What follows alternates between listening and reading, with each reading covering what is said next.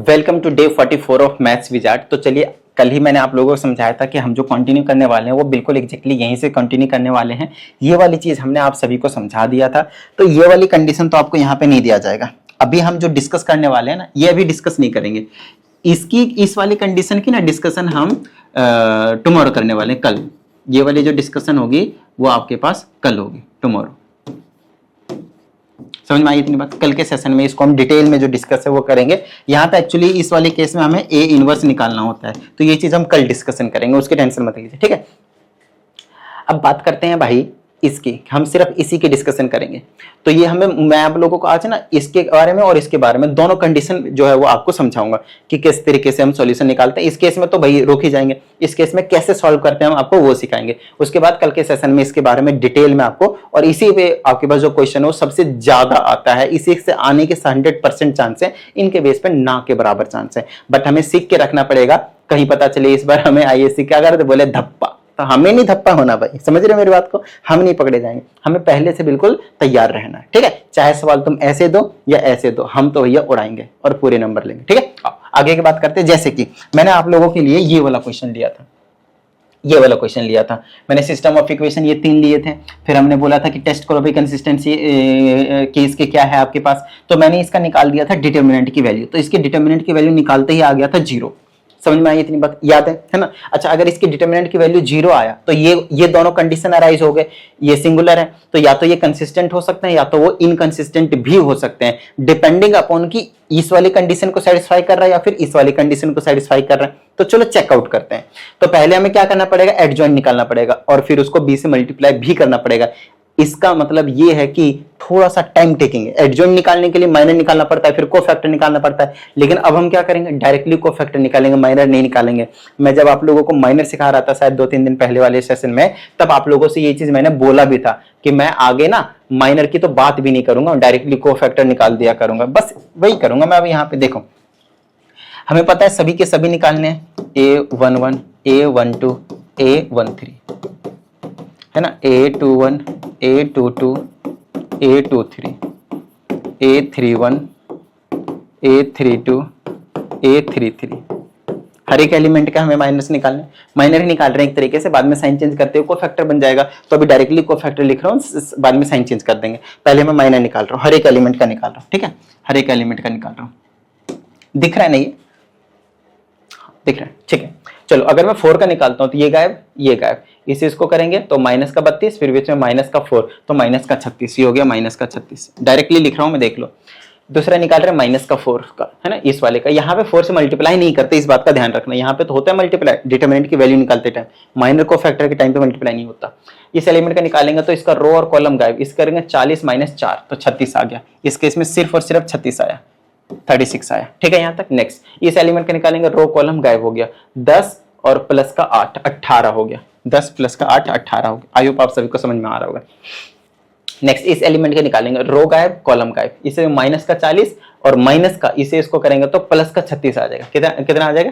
Plus का 4 आ जाएगा, plus का 4, माइनस का 40 प्लस का 4, तो माइनस का 36 ही हो गया एक तरीके से। समझ रहे हो मेरी बात को? नेक्स्ट, अब इस एलिमेंट का निकालेंगे तो रो और कॉलम गायब, इसे इसको करेंगे तो 8 चौके 32 और ये फिर प्लस का 4 तो 36 हो गया। कितना आ गया आपके पास? 36 आ गया। नेक्स्ट, इस वाले एलिमेंट का निकालेंगे तो रो कॉलम गायब हो गया, इस 8 माइनस का 10, 8 माइनस माइनस का 10 तो 18 हो गया, 18 आ गया। अगर आप देखें तो हर एक बार यही वाला डेटा आ रहा है ना, आना ही आना है, क्योंकि उसी के हिसाब से ये डिटरमिनेंट डिजाइन होता है। इसको रो कॉलम गायब करो, ये और इसको गायब करो, इसे इसको करोगे तो माइनस का 10 आएगा, है ना, और इसको करोगे तो माइनस का 8 आएगा, माइनस का 8 आएगा, माइनस 10 माइनस 8 माइनस 18 आएगा, माइनस का 18 आएगा। नेक्स्ट, इस एलिमेंट की बात करते हैं, रो और कॉलम गायब हो गया, इसे इसको करेंगे 8 आएगा और प्लस 10 18 आ गया, तो आपके पास 18 आ गया, ठीक है। नेक्स्ट है आपके पास, इस वाले एलिमेंट की बात करें, रो कॉलम गायब हो जाएगा, 4 चुके 16 माइनस का 16 बन गया और ये फिर प्लस का 25 बन जाएगा, है ना, माइनस का 16 और प्लस का 25 होगा ना, माइनस का 16 और प्लस का 25, ठीक है ना, तो 9 हो जाएगा आपके पास।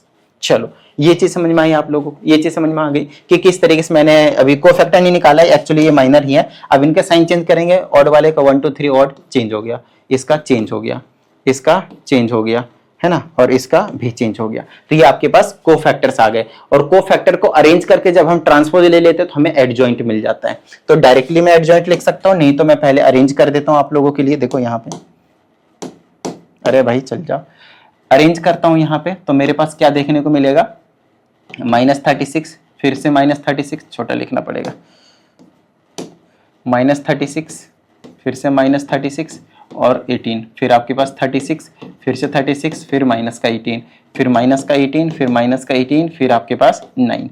अब इसका अगर मैंने ट्रांसपोज लिया तो एडजॉइंट आ जाएगा मेरे पास, एडजॉइंट ऑफ ए आ जाएगा, ठीक है। तो एडजॉइंट ऑफ ए आएगा तो इस तरह से लिखूंगा मैं, माइनस का 36, माइनस का, सॉरी इसको रो को कॉलम बना रहा हूं, तो हो जाएगा माइनस का 36, फिर आ जाएगा आपके पास 18, फिर इसको लिखेंगे तो 36, 36 और फिर माइनस का 18, फिर माइनस का 18, फिर माइनस का 18 और फिर आपके पास 9 देखने को मिलेगा। This is your adjoint. But हमें फिर से क्या करना है, एडजॉइंट को बी से मल्टीप्लाई करना है। किससे, बी से। तो ये आपका एडजॉइंट हुआ, और बी कहां है, बी कहां है, बी कहां है, बी देखो, बी ये रहा, बी हमने बी निकाल रखा है, इसको हम बी से मल्टीप्लाई करते हैं। तो चलो करके देखते हैं। तो मेरे पास आ गया माइनस का 36, यहीं पे लिख दो मैं डायरेक्टली, है ना, एडजॉइंट इंटू बी कर देता हूं मैं इसको, एडजॉइंट, आई होप आप सभी को समझ में आ गया होगा, एडजॉइंट इंटू मैं बी कर देता हूं, ठीक है। तो यहाँ पे बी लिख देता हूं डायरेक्टली। क्या क्या था, 2 2 -1 था शायद, है ना, 2 -2 -1 है, 2 -2 और आपके पास -1 आपको यहाँ पे देखने को मिल रहा है। अब हम इनको क्या करेंगे, मल्टीप्लाई कर लेते हैं। चलो क्या आ रहा है मल्टीप्लाई करके, चेकआउट कर लेते हैं। तो अब यहाँ पे हमने चेकआउट किया तो एडजॉइंट ऑफ ए, और साथ में जब हमने बी को मल्टीप्लाई किया तो इसमें हमें साफ से पहले से पता है कि रिजल्टेंट क्या आने वाला है, 3 × 1 का मिलेगा। अब यही चीज अगर आप लोगों को समझ में नहीं आ रहा है ना, तो पहले आप मैट्रिक्स में जाइए और मल्टीप्लीकेशन ऑफ मैट्रिक्स वाला टॉपिक बेहतरीन तरीके से क्लियर करके आइए कि कब दो मैट्रिक्स को मल्टीप्लाई करते हैं और किस तरीके से उनका जो आंसर है वो हम सॉल्व आउट करते हैं, ठीक है ना। जैसे कि ये 3 × 3 का था और ये आपके पास 3 × 1 का है, कॉलम रो इक्वल होते मल्टीप्लाई हो जाएंगे, आंसर ये और ये आएगा, तो 3 × 1 का देखने को मिलेगा। जैसे मल्टीप्लाई करता हूँ, पहले से पहले को करेंगे तो माइनस का 72, दूसरे करेंगे तो माइनस का 72 और तीसरे करेंगे तो प्लस का 18 आपको देखने को मिलेगा। तो ये एक एलिमेंट हुआ। और इसे फिर से सेम काम, इसे इसको करेंगे तो माइनस का 72, फिर प्लस का 72 और नहीं, पहले से पहले किया तो माइनस का 72 आया, दूसरे किया माइनस का 72 आया और तीसरे किया तो प्लस का आपके पास 18 देखने को मिल रहा है। नेक्स्ट इसे इसको करेंगे तो 18 दूनी 36 आएगा, दूसरे करेंगे प्लस का 36 आएगा, इसको करेंगे तो माइनस का 9 आएगा। देखो अब क्या हो रहा है हमारे पास, इन दोनों, अब इनको सॉल्व करेंगे तो जीरो तो आएगा नहीं, यहाँ पे भी जीरो आएगा नहीं, यहाँ पे भी जीरो आएगा नहीं, मतलब कुछ ना कुछ आपके पास जो है वो जीरो नहीं आएगा, मतलब ये जो है वो नॉट इक्वल टू जीरो है। क्या इतनी सी बात समझ में आई? अच्छा, नॉट इक्वल टू जीरो की क्या कंडीशन थे, देखो यहाँ पे कंसिस्टेंट या फिर इनकंसिस्टेंट वाली। देखो अगर डिटरमिनेंट की तो वैल्यू हमारे पास जीरो आई थी, लेकिन फिर जब ये सॉल्व किया तो अभी हमारे पास नॉट जीरो आया, नॉट जीरो आया मतलब वो क्या हो गया, इनकंसिस्टेंट। इनकंसिस्टेंट का क्या मतलब हो गया, नो सॉल्यूशन, मतलब आगे हमें फर्दर सॉल्व करने की जरूरत नहीं है। समझ में आई इतनी बात? लेकिन ऐसा भी तो हो सकता है कि जीरो आ जाए इसको मल्टीप्लाई करके, तो उस केस में हमें सॉल्व करने की जरूरत पड़ेगी, और कैसे सॉल्व करेंगे वही हमें सीखना है। तो चलो इस वाले का एक एग्जांपल लेकर मैं आप लोगों को बेहतरीन तरीके से समझाने की कोशिश करता हूं, ठीक है। चलो इसका एक एग्जांपल लेते हैं यहां से, फिर से सेम चीज रहने वाला है आपके पास इक्वेशन में, टेस्ट द कंसिस्टेंसी रहने वाला है। क्वेश्चन है आपके पास 5x + 3y, 5x + 3y plus का 7z is equal to 4। Next है आपके पास 3x + 26y plus 2z equal to 9। और थर्ड इक्वेशन है आपके पास 7x + 2y plus 10z equal to 5। लो ये तीन इक्वेशन है, and the again question is test the consistency of system of equations. इस पूरे इक्वेशन के जो सिस्टम है इनकी कंसिस्टेंसी निकालनी है, चेक करनी है, और test the consistency of system of equations. System of equation सही है ना, एक से ज्यादा इक्वेशन है, उनका पूरा का पूरा सिस्टम है, तो उन सभी को हमें चेक करना है, ठीक कर लेंगे। यहाँ पे फिर से हमें सेम काम करना है, ए निकालना और बी निकालना। फिलहाल एक्स का तो काम हमें यहाँ पे नहीं होता है, तो अगर मैं ए निकालता हूँ तो क्या आता है 5 3 7, एक्स वाई जेड का कोफिशिएंट हो गया 5 3 7, फिर आपके पास 3 26 और 2 आ गया, फिर आ गया 7 2 और जेड आ गया। और दूसरा हमें बी निकालना हो तब भी आपके पास इक्वल टू वाले नंबर होते हैं, कॉलम वाइज लिखना होता है 4 9 5, ताकि मल्टीप्लाई जो है वो इजीली हो जाए, और कुछ नहीं, रो वाइज मत लिख दीजिएगा, ठीक है। सबसे पहले क्या करेंगे हम यहाँ पे, सबसे पहले हम डिटर्मिनेंट की वैल्यू सॉल्व करेंगे। तो डिटर्मिनेंट की वैल्यू सॉल्व करेंगे तो रो वाइज खोल दूं मैं इसको, तो 5 करूंगा, रो कॉलम गायब, 26 दें 260 हो जाएगा, बीच में माइनस 2 दूनी 4 हो जाएगा, सेकंड माइनस का 3 लेंगे तो इसका रो और कॉलम गायब होगा, 10 या 30 होगा, 7 दूनी 14 होगा, बीच में प्लस का आपके पास 7 देखने को मिलेगा, रो और कॉलम गायब होगा, 3 दूनी 6 हुआ, माइनस का 26 सत्ते 7 से 42 के 2 बच गए 4, 7 दूनी 14 और 4 18, 182 आया। इसमें कोई डाउट वाली बात नहीं है, डिटरमिनेंट की वैल्यू 0 आएगी क्योंकि हम कर ही वही रहे हैं, ठीक है ना। तो अभी चेक कर लेते हैं आता भी या नहीं आता, ठीक है। तो यहाँ बचा 5 मल्टीप्लाई 256 माइनस का 3 मल्टीप्लाई कितना बचा 16 प्लस में 7 मल्टीप्लाई और यहाँ पे कितना बचेगा 182 में 6 चला जाएगा 176 बचेगा और वो भी आपके पास माइनस का। क्लियर है यहाँ तक, डन है। चलो अब चेक कर लेते हैं कि 0 आता भी है या नहीं आता है। तो कितना आएगा 5 के 20 सॉरी 5 6 30 के 0 बच गए 3 और 25 5 125 3 28 तो 1280 आ गया, बीच में माइनस 16 3 48 होता है और माइनस हो जाएगा यहाँ पे 7 7 42 के 2 बच गए 4 7 से 49 4 53 बच गए 5 7 5 12, ठीक है। नेक्स्ट तो ये डिटरमिनेंट इज इक्वल टू हो गया ये 1280 और इन दोनों को ऐड करेंगे तो माइनस का 1280 होगा तो ये हो गया आपके पास 0। आई होप आप सभी को समझ में आया होगा, क्लियर हुई इतनी बात, डन है। तो ये तो हुआ हमारे पास कि डिटरमिनेंट की वैल्यू क्योंकि 0 आया। अब डिटरमिनेंट की वैल्यू अगर 0 आया तो दो कंडीशन हो सकते हैं। डिटरमिनेंट की वैल्यू अगर 0 आया है, डिटरमिनेंट की वैल्यू अगर 0 आया है तो दो कंडीशन हो सकते हैं, या तो कंसिस्टेंट या तो इनकंसिस्टेंट। तो उसके लिए हमें क्या करना पड़ेगा, adjoint of A into B निकालना पड़ेगा, adjoint of A into B निकालना पड़ेगा। अगर वो नॉट इक्वल टू 0 आया तो इनकंसिस्टेंट हो जाएगा, मतलब नो सॉल्यूशन, सॉल्व करने की जरूरत नहीं, जो कि हमने कर लिया। मतलब इस केस में 100% adjoint of A into B, क्योंकि वह वाले एग्जांपल लिया मैंने, adjoint of A into B क्या आएगा आपके पास 0 आएगा और 0 आएगा कंसिस्टेंट होगा और कंसिस्टेंट होगा तो इनफाइनाइट सॉल्यूशन होगा और इनफाइनाइट सॉल्यूशन होगा तो हमें सॉल्व करना पड़ेगा, ठीक है यहां तक। अब कैसे सॉल्व करेंगे वही तो मैं सिखाना चाह रहा हूं। आओ अब हम क्या कर रहे हैं, पहले तो इसका एडजॉइंट निकालो भाई, सबसे जरूरी इसका क्या करो एडजॉइंट निकालो।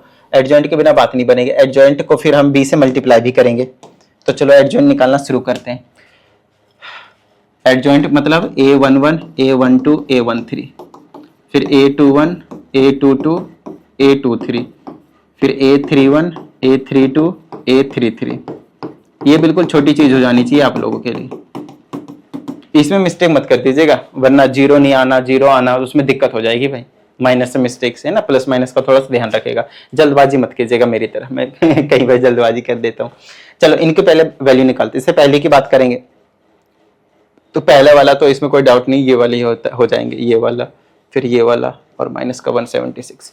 तो यहाँ पे लिख देता हूँ 256 16 और माइनस का 176, यही आएगा सॉल्व करेंगे। तो अब दूसरे की बात करते हैं इस वाले एलिमेंट का। तो रो और कॉलम गायब, इससे इसको करेंगे तो 7 3 जा 30 आ जाएगा, इसका रो और कॉलम गायब हो गया। इसको करेंगे 30 माइनस का 7 दूनी 14 तो 16 आ जाएगा, इसका 16 आ रहा है।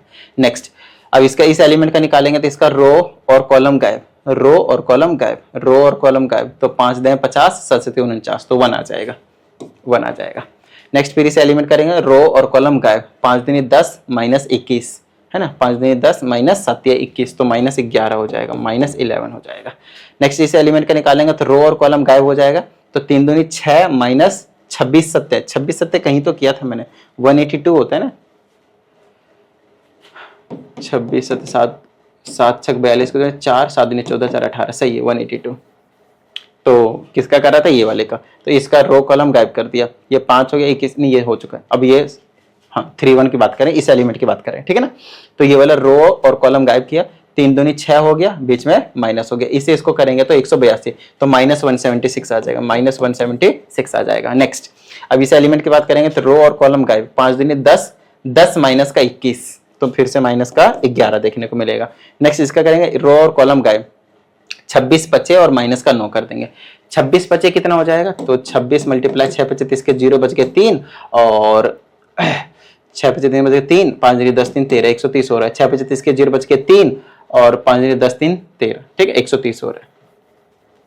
तो रो कॉलम गायब 130 माइनस का 9 तो कितना बच गया 121 121। क्लियर है इतनी बात 121। यहां तक बात समझ में आई ना। तो ये निकल गए मेरे पास कोफैक्टर्स, नहीं निकले हैं अभी, ये माइनर सी हैं। अब इनका साइन चेंज करेंगे तब जाकर कोफैक्टर बनेगा। तो इसका चेंज हो जाएगा ऑड वाले का, ऑड वाले का, फिर ऑड वाले का, तो ये प्लस हो जाएगा, और फिर ये ऑड वाला, तो ये वाला आपके पास प्लस हो जाएगा। तो इनको अगर मैं अरेंज कर लेता हूं तो अरेंज हो जाएगा, तो मेरे पास हो जाएगा 256, फिर माइनस का 16, फिर माइनस का 176 हो जाएगा, फिर माइनस का 16, फिर 1 हो जाएगा, फिर 11 हो जाएगा, माइनस का 176 हो जाएगा, फिर आपके पास 11 हो जाएगा, फिर आपके पास 121 हो जाएगा। क्या इतनी सी बात समझ में आई? डन है। ये तो हुआ आपके पास अरेंज किया। जब हम इसका ट्रांसपोज लेंगे तब जाकर हमें एडजॉइंट मिल जाएगा। मतलब अब हमें एडजॉइंट मिला है जब इसका ट्रांसपोज ले लेंगे। तो इसको ले लेते हैं ट्रांसपोज 256, फिर माइनस का 16, फिर माइनस का 176। ठीक है, नेक्स्ट फिर माइनस का 16, 111, फिर माइनस का 176 हो जाएगा, फिर 11 हो जाएगा और 121 हो जाएगा। तो कुछ इस तरह के जो नजारे हैं आप लोगों को देखने को मिल रहा है। अब एडजॉइंट ऑफ ए को हमें क्या करना होता है? बी से मल्टीप्लाई भी करना होता है। बी है 495, थोड़ा सा कैलकुलेटिव है और कुछ नहीं। एडजॉइंट ऑफ ए को मल्टीप्लाई करना है हमें किससे? बी से। तो जब हम इसको बी से मल्टीप्लाई कर देंगे तो यहाँ पे मैं बी लिख दूं, पहले 495 था ना।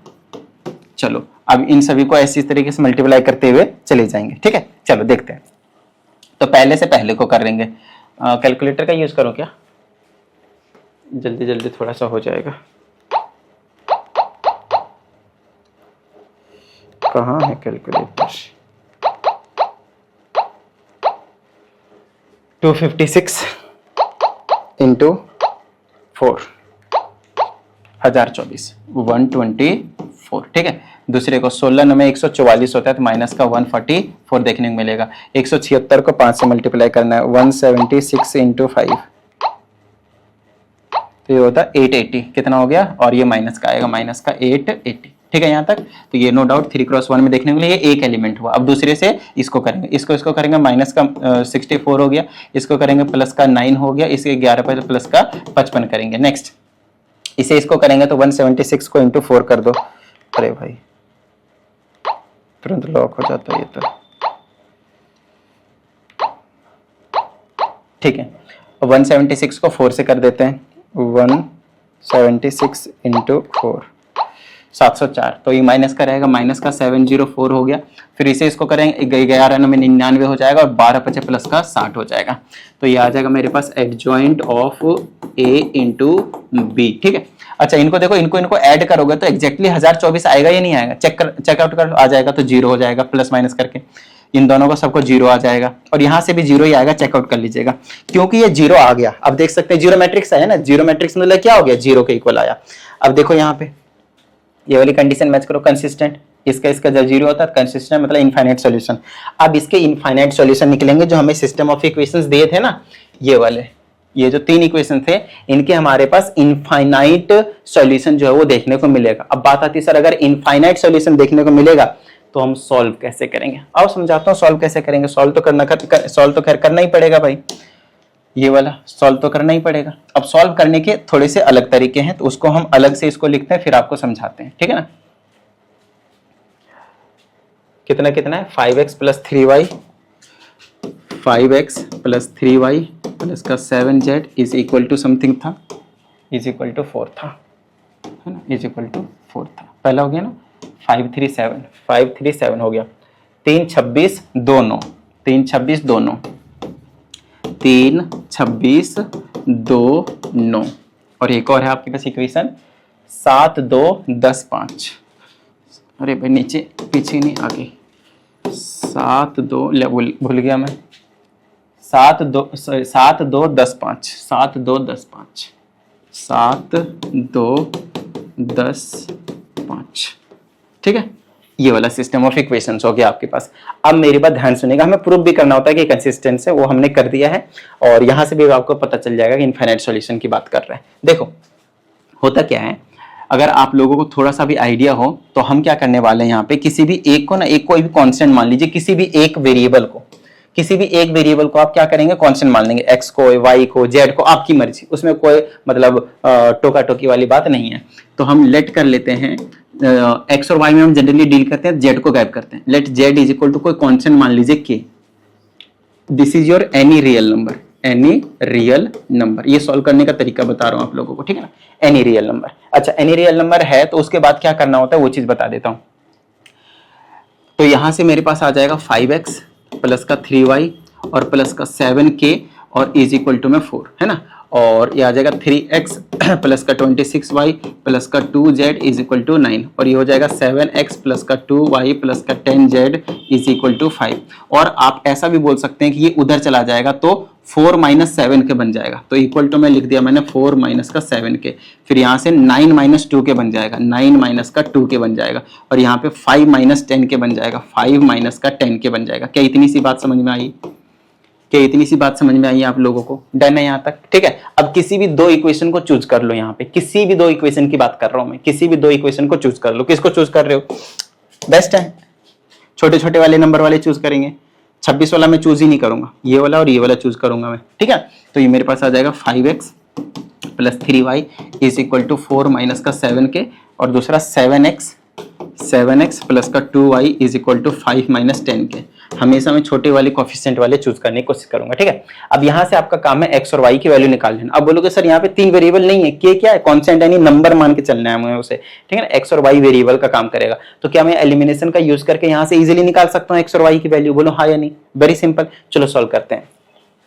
इसको मैं सेम कर दूं तो इसको 2 से मल्टीप्लाई करना पड़ेगा और इसको 3 से मल्टीप्लाई करना पड़ेगा। 2 से मल्टीप्लाई करूंगा तो आ जाएगा 10x प्लस का 6y is equal to 8 minus का 14k, ठीक है। 3 से मल्टीप्लाई करूंगा तो 21x प्लस का 6y is equal to 15 minus का 30k, ठीक है। साइन चेंज करूंगा टिडिंग टिडिंग और ये वाला माइनस ही करना पड़ेगा, इस प्लस का मान रहे पूरे को ना, तो माइनस कर लेंगे, ये गायब हो जाएगा। यहाँ माइनस करेंगे, माइनस का 11x बचेगा इज इक्वल टू इसमें से तो 8 माइनस का 14k में से माइनस करेंगे इसको ना, तो माइनस का 15 हो जाएगा और प्लस का 30k हो जाएगा, ठीक है। यहाँ तक चलो, तो यहां से आ जाएगा माइनस का 11x is equal to 8 minus का 7 बचेगा, 8 7 15 होता है, इसमें से इसको करेंगे तो प्लस का 16 बचेगा, k प्लस का 16k बचेगा।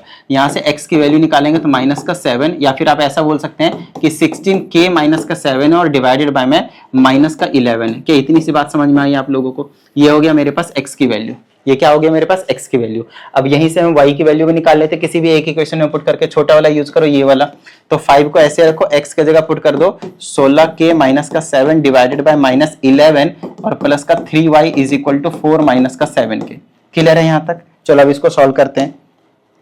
5 से मल्टीप्लाई कर दो तो हो जाएगा 80k और माइनस का 7 बचे 35 हो जाएगा, बटे में माइनस 11 एज इट इज रहेगा और ये प्लस का 3y है इज इक्वल टू 4 माइनस का 7k। थोड़ा सा लेंदी है, माइनर सा, ज्यादा भी नहीं है, ठीक है। अब मैं क्या कर सकता हूँ, डिनोमिनेटर सेम कर दूं। डिनोमिनेटर सेम करूंगा तो 11 या 33 बना देते हैं इसको, प्लस का, है ना, माइनस का 33 बना देता हूँ, माइनस का 11 से मल्टीप्लाई करके माइनस का 33 y हो जाएगा, तो ये पूरे के नीचे हो जाएगा, ठीक है। चलो अब क्या कर सकता हूं मैं, इसके नीचे 1 ले लो और क्रॉस मल्टीप्लाई कर दो, इससे इसको करेंगे तो आ जाएगा 80k माइनस का 35 माइनस का 33y और इज इक्वल टू, इससे इधर कर देंगे तो माइनस का 44 हो जाएगा और इसको करेंगे माइनस का प्लस का 77k हो जाएगा। यहाँ से y निकालेंगे हम, तो माइनस का 33y इधर ही रखते हैं, इन दोनों को उधर भेज देते हैं, तो माइनस का 44 में प्लस का 35 हो जाएगा और प्लस का 77k में माइनस का 80k हो जाएगा, ठीक है। चलो अब क्या करें भाई, यहां से आ जाएगा मेरे पास माइनस का 33y इज इक्वल टू, इसको करेंगे माइनस का 9 आएगा और यहाँ पे माइनस का 3k आ जाएगा, माइनस का 3k आ जाएगा, तो माइनस माइनस दोनों साइड उड़ा देता हूँ तो y की वैल्यू आ जाएगी 9 प्लस 3k हो जाएगा और 33 डिवाइड में हो जाएगा। 3 कॉमन भी ले सकते हो आप वैसे तो, और उड़ा सकते हो ऊपर नीचे से, तो 3 प्लस का k डिवाइडेड बाय 11 आ जाएगा। तो ये x की वैल्यू निकल गई और ये आपके पास y की वैल्यू निकल गई, समझ में आ रही? 3 प्लस k बाई 11, ये x की हो गई, y की हो गई 3 प्लस k बाई 11, तो ये x और y की वैल्यू हो गई और z की वैल्यू क्या हो गई? k हो गया, एनी कांस्टेंट नंबर हो गया। क्या इतनी सी बात समझ में आई? अब देखो इनफाइनाइट सॉल्यूशन कैसे बनेगा, अब k की वैल्यू कुछ भी लेते जाइए, आपको x की वैल्यू, y की वैल्यू, z की वैल्यू तीनों मिल जाएगी। अब k की वैल्यू और दूसरा लूंगा तो x y z की और डिफरेंट वैल्यू मिलेगी, k की वैल्यू और लूंगा तो और भी वैल्यू मिलेगी, तो यहाँ से आपके पास इनफाइनाइट नंबर ऑफ सॉल्यूशन जो आपको देखने को मिल रहा है। समझ में आई इतनी बात? क्लियर है? Very simple. अब अगर आप चाहते हैं कि इसको और भी प्रूव करते हैं कि भाई हाँ भाई कि ये है ऐसा, तो उसके लिए आप क्या कर सकते हो, कोई भी जो स्टार्टिंग के हमने 2 इक्वेशन लिए थे ना उनको भूल जाओ। हमने किसको किसको लिया था याद करो, हमने लिया था फर्स्ट एंड थर्ड को, हमने लिया था फर्स्ट एंड थर्ड को, तो इसको और इसको थोड़ी देर के लिए भूल जाओ, इसको और इसको, और इस वाले इक्वेशन को उठाओ, ठीक है। और ये जो x की वैल्यू निकाला है ना हमने और y की, ये x की वैल्यू और ये y की वैल्यू, इसमें सब्स्टिट्यूट कर दो। क्या कर दो? इस वाले में सब्स्टिट्यूट कर दो, इस वाले में, इस वाले में नहीं, हाँ इस वाले में, सेकंड वाले को मैं सब्स्टिट्यूट कर दो, तो आपको पता चलेगा कि ना ये सब कुछ कट जाएंगे, कोई वेरिएबल रहेगा ही नहीं, के बचेगा ही नहीं, सब कुछ गायब हो जाएगा। तो ये काम आपके लिए छोड़ रहा हूं मैं। इसमें क्या करना है आपको, x और y की वैल्यू पुट कर देना है। कभी इनफाइनाइट सोल्यूशन होता है ना, तो उसमें x और y बचता ही नहीं, अपने आप कैंसिल हो जाता है। तो अगर मैं x और y की वैल्यू यहाँ पे पुट कर दूंगा, k के टर्म्स में रहेगा, k भी नहीं बचेगा, k भी गायब हो जाएगा, सिर्फ एक कांस्टेंट नंबर दोनों साइड इक्वल इक्वल आ जाएगा, या फिर दोनों तरफ 0 0 आ जाएगा। समझ में आई इतनी बात? तो ये काम आप कर लीजिएगा, ठीक है। चलो, तो यहां से आपके पास ये जो टॉपिक है वो फाइनली कंप्लीट हो जाता है। उम्मीद करते हैं आप सभी को समझ में आया होगा। अगर पीडीएफ चाहिए तो उसके लिए टेलीग्राम ग्रुप को जो है वो ज्वाइन कर लीजिए जल्दी से। और अगर किसी भी स्टूडेंट को पर्सनल ऑनलाइन क्लास की रिक्वायरमेंट हो, जहां पे मैं 1-on-1 क्लास लूंगा, तो उसके लिए आप इस नंबर पे कनेक्ट हो जाइए। व्हाट्सएप के थ्रू आप लोगों को सारी डिटेल जो है वहां पे प्रोवाइड कर दिया जाएगा। The class would be paid, इस चीज का ध्यान रहे, ठीक है। पर्सनल ऑनलाइन क्लास के लिए इसमें आप कनेक्ट हो जाइए। लिंक डिस्क्रिप्शन में है टेलीग्राम चैनल का, तो वहां से आप ज्वाइन कर लीजिए। मिलते हैं कल के सेशन में, प्रैक्टिस करते रहिएगा। जय हिंद।